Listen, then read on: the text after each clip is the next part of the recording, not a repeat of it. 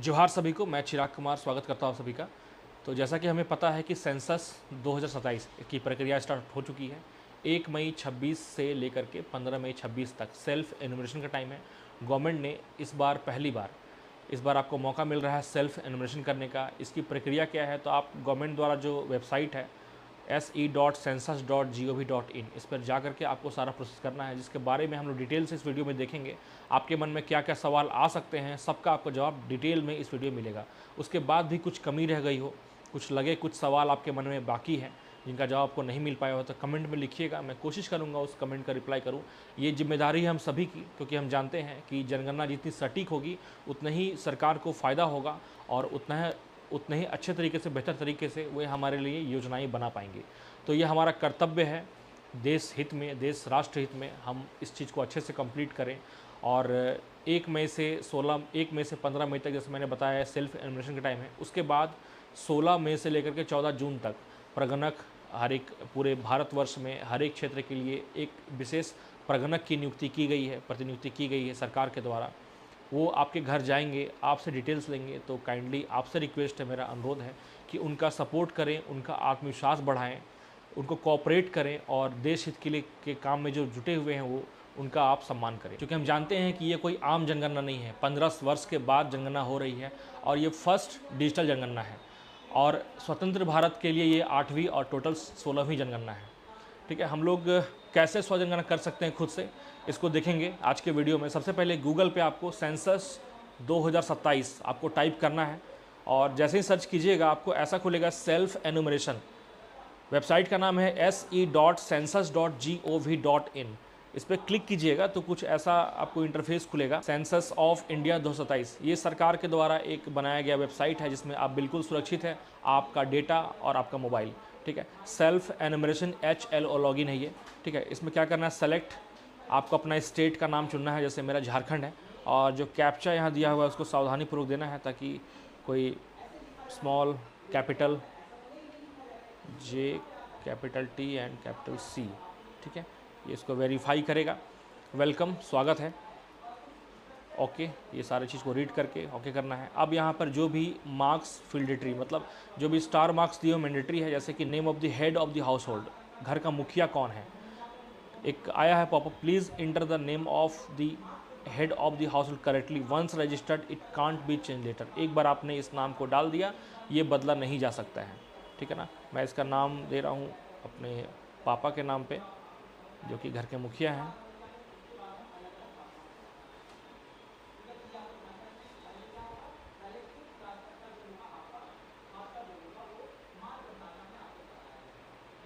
Ten digit mobile number,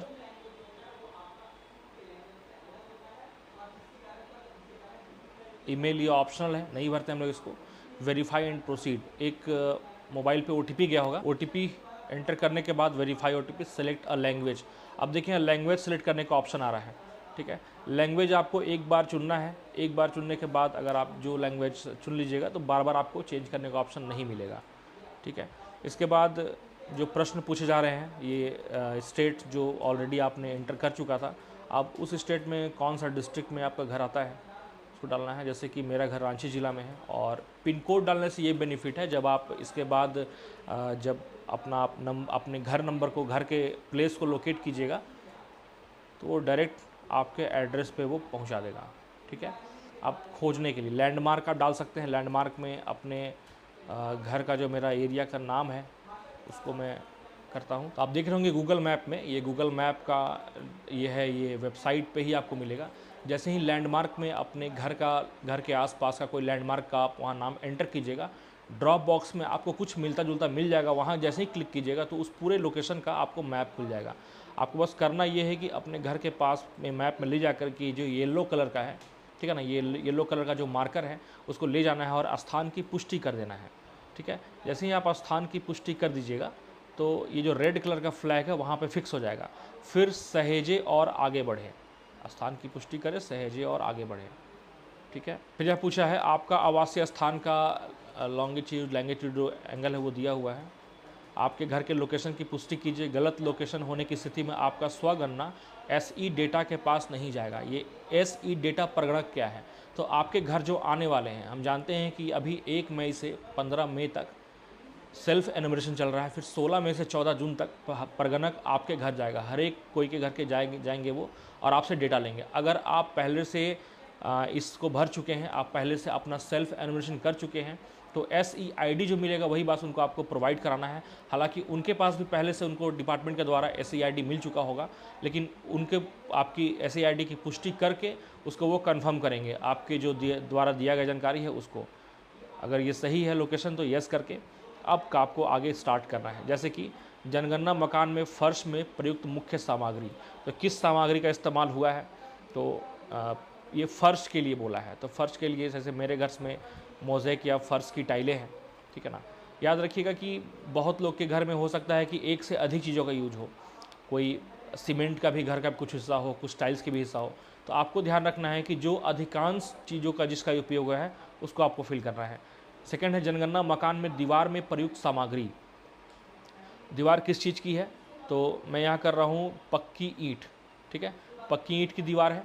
और फिर से वही बात, जिसकी सबसे अधिक अधिकांशता है उसे आपके क्लिक करना है। जनगणना मकान में छत में प्रयुक्त सामग्री, ठीक है, फिर यही है कंक्रीट है। जनगणना मकान की स्थिति अच्छी रहने योग्य और जीर्ण शीर्ण, ये क्या है? अच्छी मतलब जो अच्छे कंडीशन में है, जो रेगुलर मेंटेनेंस है। रहने योग्य मतलब ठीक ठाक है, थोड़ी मेंटेनेंस की ज़रूरत है। और जीर्ण शीर्ण का मतलब होता है कि बिल्कुल जर्जर हो चुका मकान, जहाँ पर रहने के लिए आपको बहुत बड़े लेवल पे उसके मरम्मत करना होगा। आप फिर से इस पेज को सहेजें और आगे बढ़ें, ठीक है। उसके बाद आपको परिवार से रिलेटेड जानकारी पूछा जाएगा। इस परिवार में सामान्यतः रहने वाले व्यक्तियों की कुल संख्या कितनी है, ठीक है। तो मेरे परिवार में कुल संख्या 5 है। परिवार के मुखिया का नाम, चूँकि आपने ऑलरेडी भर चुका था इसलिए वो ऑटोमेटेड फिल होकर आया है। परिवार के मुखिया का नाम चुनी हुई भाषा में लिखना है आपको, ठीक है। परिवार के मुखिया का नाम चुनी भाषा मतलब हिंदी में। अच्छी बात ऐप की ये है कि आपने जिस लैंग्वेज का वहाँ पे चुनाव किया है उसी लैंग्वेज में आपको यहाँ पर मिल जाएगा। परिवार के मुखिया का नाम जो आपने भाषा चुनी है आपको उसी में लिखना है। अगर आपको इस ऐप के टैब में प्रॉब्लम हो रहा है टाइप करने में, तो आप चाहे तो व्हाट्सएप पे या फिर कहीं भी टाइप की वह चीज़ को कॉपी करके यहाँ जाके पेस्ट कर सकते हैं, ठीक है।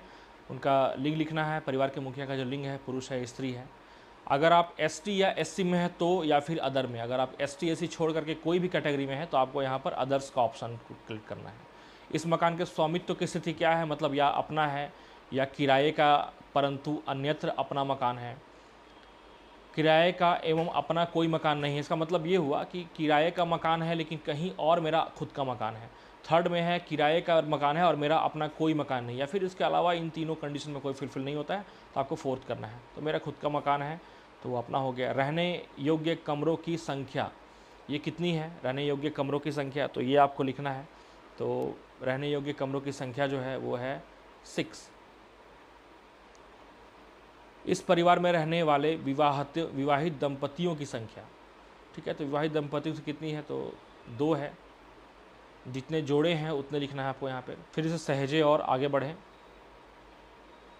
अब परिवार की लिए सुविधा की उपलब्धता, पेयजल का मुख्य स्रोत क्या है, तो नल का पानी उपचारित स्रोत से, मतलब आपके घर में कोई ट्रीटेड वाटर आता है कहीं बड़े जगह से जहाँ पानी बिल्कुल बहुत बड़े लेवल फिल्टर करके आ रहा है, वो है।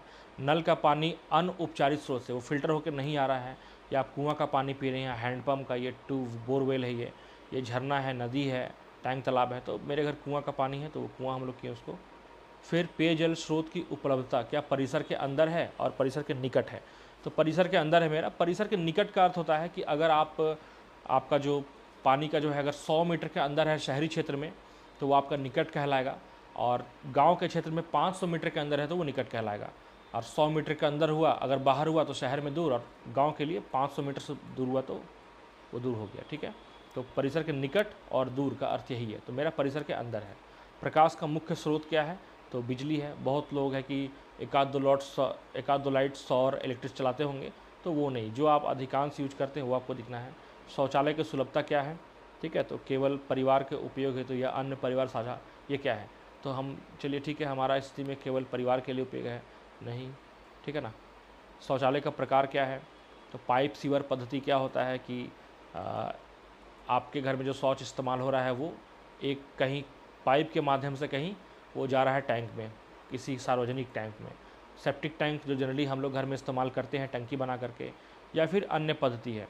यहाँ पर क्या है कि 2 गड्ढा शौचालय भी यहाँ पर है, ठीक है। जैसे कि जो अभी सरकार के द्वारा जो चलाया गया था स्कीम, जिसमें 2 गड्ढा खुदवा कर शौचालय बनवाया गया था, वो यहाँ पे है, ठीक है। एक स्लैब के बिना खुला गड्ढा का भी ऑप्शन है, एकल गड्ढा का भी, मतलब जो भी आप इस्तेमाल करते हैं यहाँ सबका ऑप्शन आपको मिलेगा, ठीक है।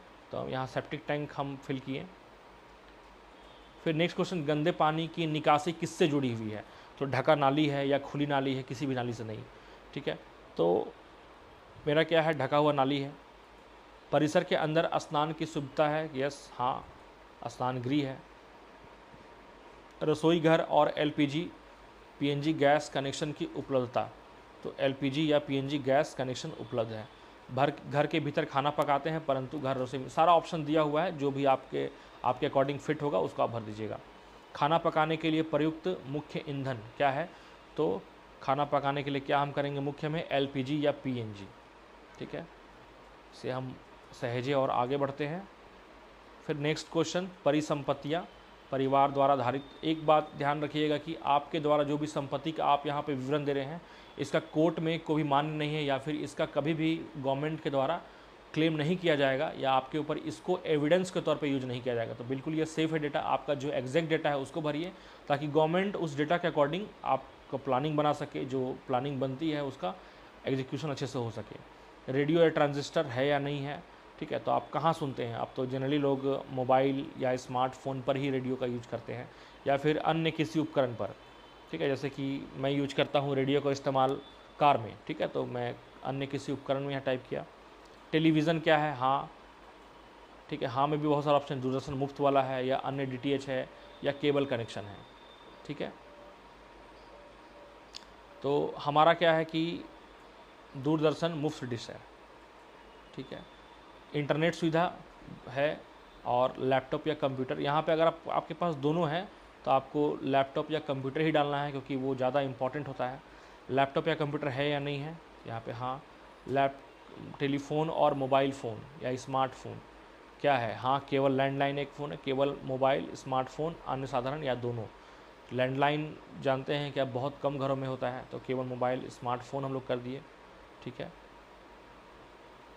साइकिल और स्कूटर, मोटरसाइकिल एंड मोपेड, ठीक है। यहाँ साइकिल का भी ऑप्शन है और मोटरसाइकिल का भी, दोनों है आपके पास, दोनों का ऑप्शन दोनों है मेरे पास। कार, जीप, हाँ है। परिवार द्वारा उपभोग किए जाने वाले मुख्य अनाज क्या है? तो हमारे घर में गेहूं का ज़्यादा उपयोग होता है, ठीक है। मोबाइल नंबर आपका ऑटोमेटिक यहाँ फील्ड रहेगा, क्योंकि आपने स्टार्टिंग में ही OTP भरा था, ठीक है। अब जैसे ही इन सारा डिटेल्स को हम लोग यहाँ पर एंटर करके जब सबमिट करेंगे, तो यहाँ पर आपको आ गया कि परिवार पंजीकरण, जो भी आप डिटेल्स भरा है वो यहाँ डिटेल्स फिर से एक बार आ रहा है, ठीक है। आप एक बार फिर से उसको मिलान कर लीजिए कि आपके द्वारा भरी गई जानकारी सही है अथवा नहीं, और पुष्टि करें और सबमिट करें। आप जैसे ही यहाँ पर सबमिट कीजिएगा तो आपको 12 डिजिट का एक स्व जनगणना पहचान संख्या मिलेगा, ठीक है। और इसके नीचे लिखा हुआ है कि आपसे अनुरोध है कि अपना मकान सूचीकरण पूरा करने के लिए इस स्व गणना ID को प्रगणक के साथ साझा करें, ठीक है। प्रगणक के साथ साझा करना है, हालांकि ये ID आपके मैसेज पे भी आपको मिल गया होगा। यदि नहीं तो प्रगणक द्वारा एक नई गणना की आवश्यकता हो सकती है। तो अगर आप नहीं साझा कीजिएगा तो उनका आपका जो किया गया ये कार्य ये व्यर्थ हो जाएगा। तो बिल्कुल आप सेफ़ हैं, सिक्योर हैं, यहाँ कोई भी डेटा हैक या फिर कोई भी फ्रॉड जैसी कोई बात नहीं है। तो आप बिल्कुल निश्चिंत होकर के डेटा शेयर कर सकते हैं। आपके घर जो भी प्रगणक आएंगे और उन्हें उनका सम्मान करें, उनका सहयोग करें, ठीक है। तो जिस तरह का प्रोसेस हमने डिस्क्राइब किया, आप उसको यूज कीजिए, फ़ायदा उठाइए। आपके सगे संबंधी जिन्हें भी सेल्फ इन्वेस्टमेंट करना है उन्हीं तक भेजिए, शेयर कीजिए, ताकि सभी आप 15 मई से पहले सेल्फ इन्वेस्टमेंट का प्रोसेस पूरा कर पाएँ। बाकी वीडियो के एंड तक के लिए बहुत बहुत धन्यवाद। जय हिंद।